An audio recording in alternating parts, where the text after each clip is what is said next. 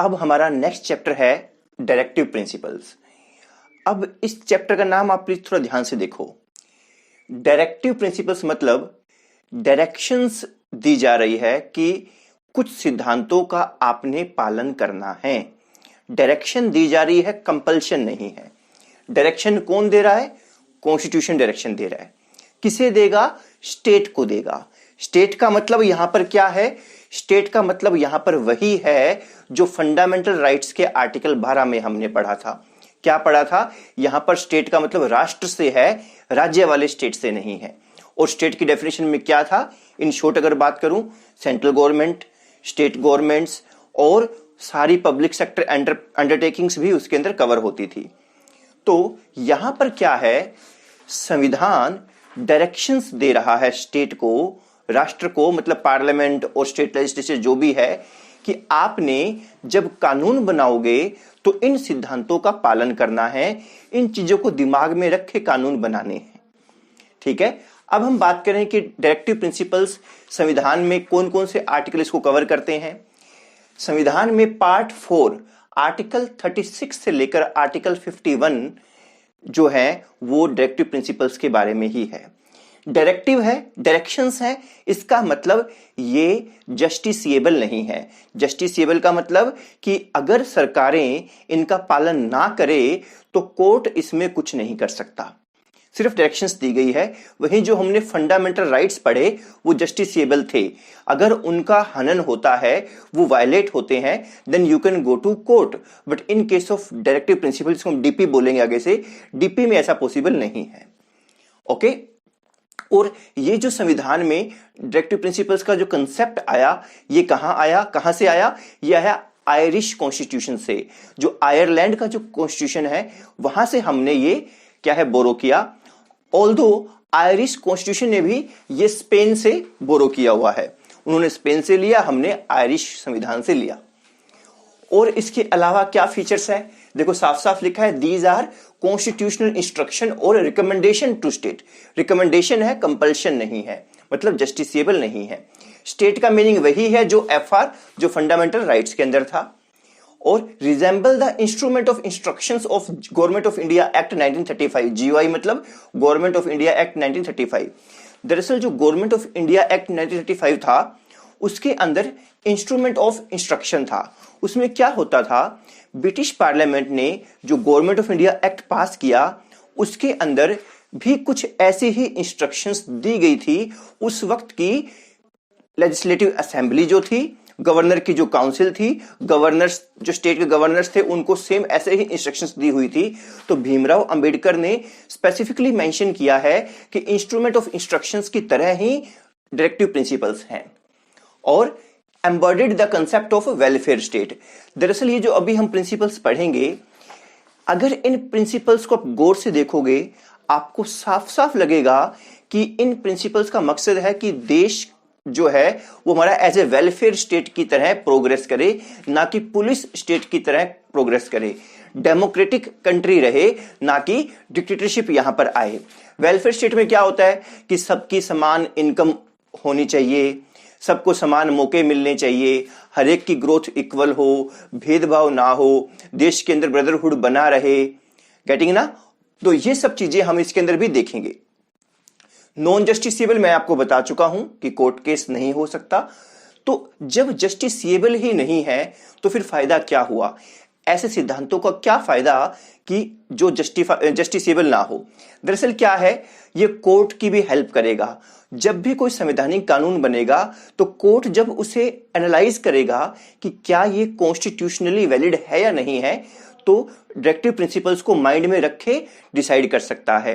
और जो देश की सरकारें हैं वो पॉलिटिकली भी इसको यूज कर सकती है अपनी राजनीति के अंदर, कि अगर एक डायरेक्टिव प्रिंसिपल के ऊपर कोई कानून बनता है तो वो स्पेसिफिकली मेंशन करेगी कि हाँ जी देखो, हमने डायरेक्टिव प्रिंसिपल्स को दिमाग में रखते हुए कानून बनाया है।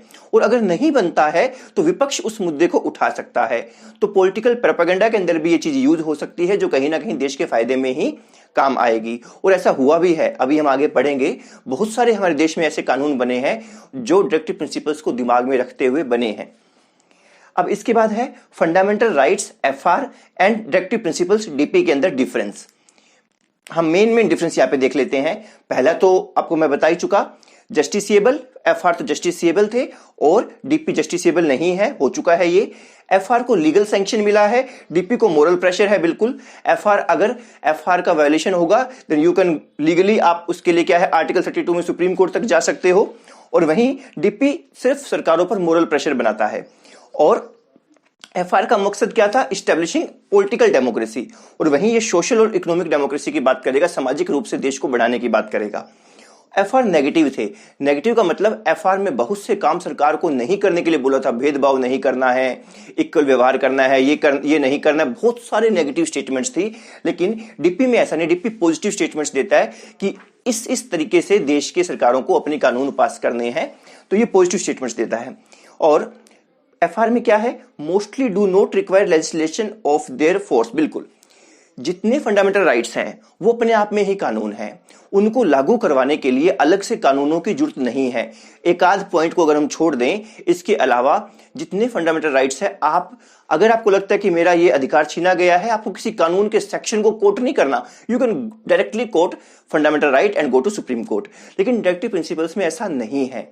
अगर डायरेक्टिव प्रिंसिपल्स देश में लागू करवाने हैं then you have to pass an act. Centre का अगर सब्जेक्ट है तो सेंटर पार्लियामेंट में पास करेगी, अगर स्टेट सब्जेक्ट है तो स्टेट विधानसभा के अंदर पास करेगी, बट कानून बनाना ही होगा। तो ये मेन डिफरेंस थे। अब हम करते हैं डिटेल में हमारे डायरेक्टिव प्रिंसिपल्स और ये देखते हैं क्या इनका पालन हमारे देश में हुआ है या नहीं हुआ। अब देखिए, डायरेक्टिव प्रिंसिपल्स को हमने 3 हिस्सों में बांटा है, 3 कैटेगरीज में बांटा है। पहला है सोशलिस्टिक प्रिंसिपल्स, दूसरा है गांधीयन प्रिंसिपल्स और तीसरा है liberal intellectual principles. Socialistic principle में सबसे पहला कौन सा है, minimise inequalities in income, status, facilities and opportunities. ये दरअसल 44th अमेंडमेंट में ऐड किया गया था। मतलब कोशिश करनी है देश की सरकारों को कि देश के अंदर इनकम, स्टेटस, सुविधाओं और अवसर जो मिलते हैं उनमें समानता रहे, इनइक्वालिटी ना हो, सबको बराबर का हक मिले। और इस पर्पज के लिए देश की गवर्नमेंट ने प्लानिंग कमीशन की एस्टेब्लिशमेंट भी की थी, लैंड रिफॉर्म्स भी लेके आई थी। इनके पास बहुत ज्यादा बड़े बड़े जमींदार थे, उनकी जमीनें बांटी गई छोटे किसानों के अंदर, लैंड रिफॉर्म्स भी आए, अबोलिशन ऑफ जमींदारी, ये सब कुछ हुआ।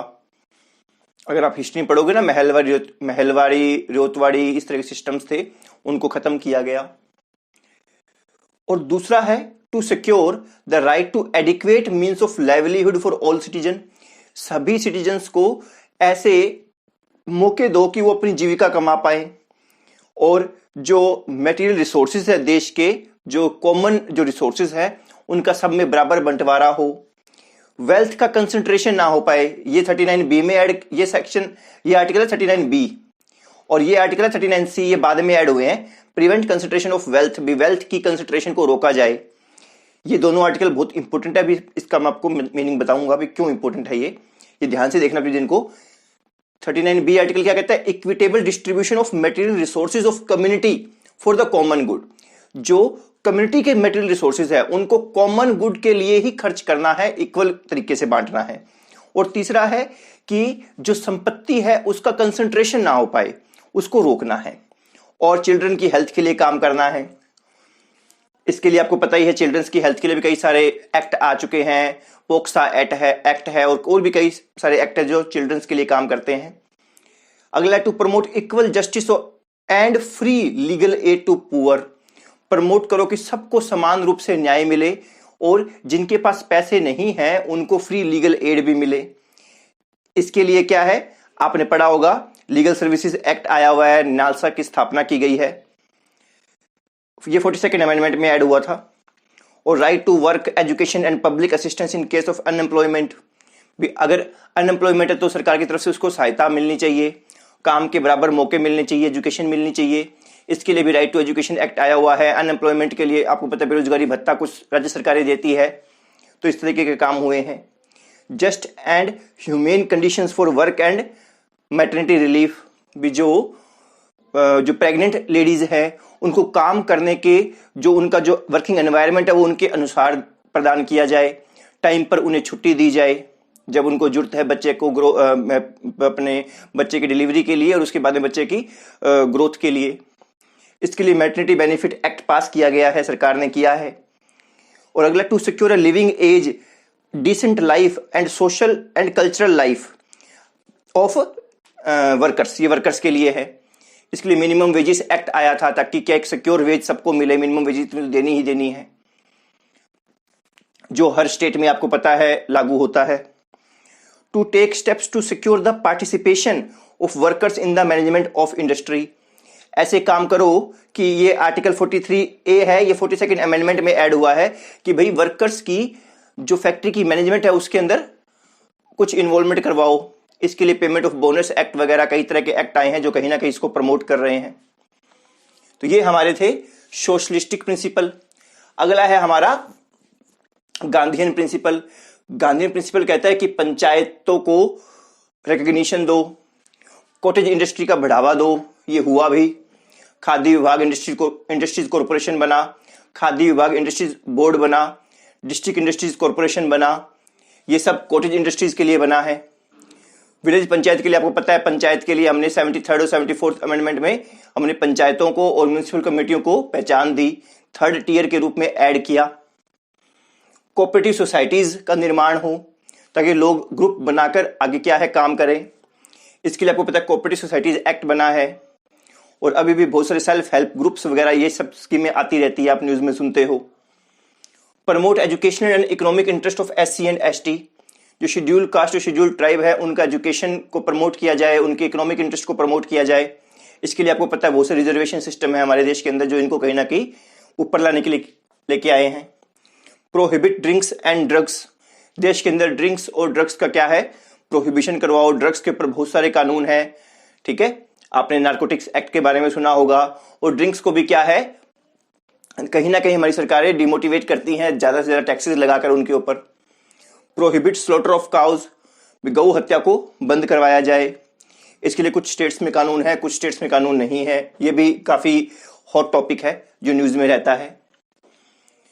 लिबरल इंटेलेक्चुअल प्रिंसिपल्स कौन से हैं, इसमें यूनिफॉर्म सिविल कोड की बात होती है जो अभी न्यूज में चल रहा है।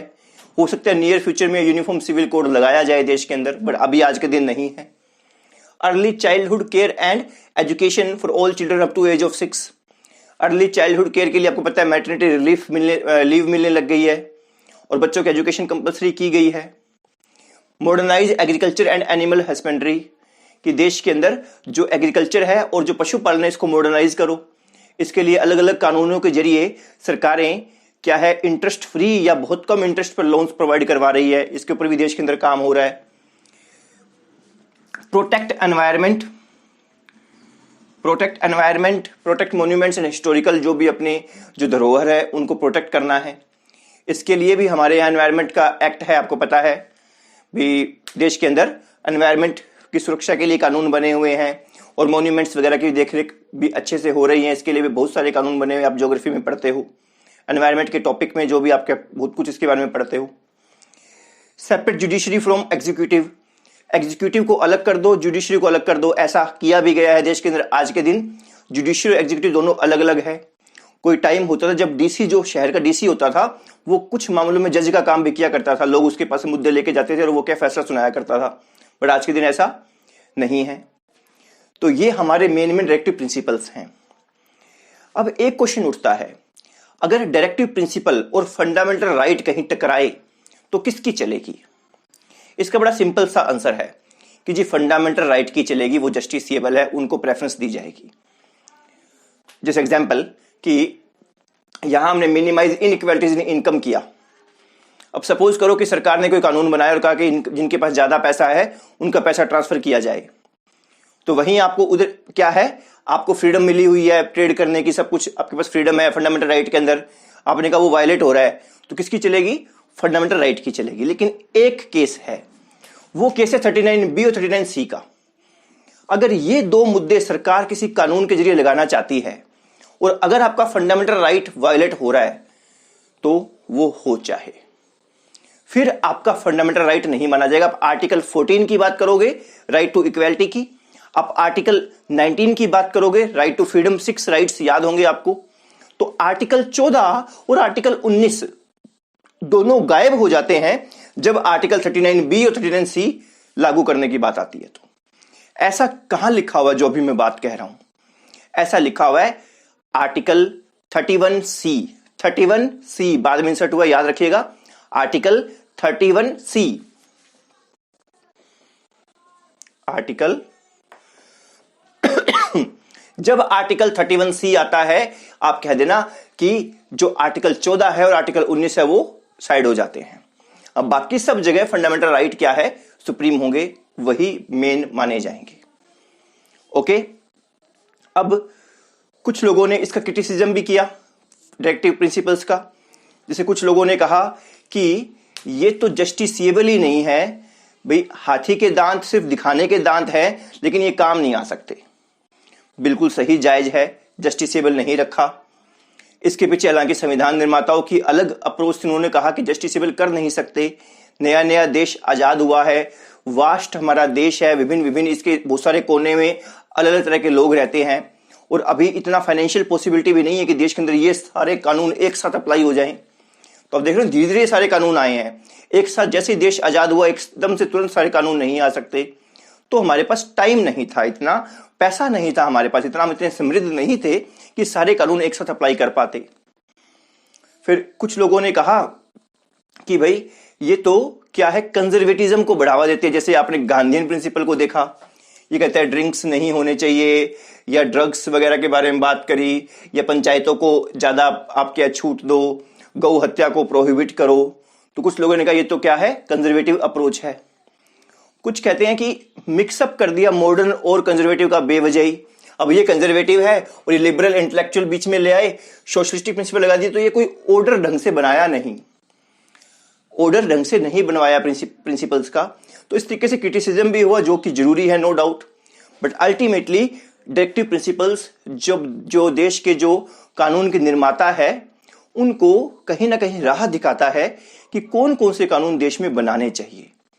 तो आई होप आपको ये चैप्टर समझ में आया होगा। अब हम मिलते हैं नेक्स्ट क्लास में।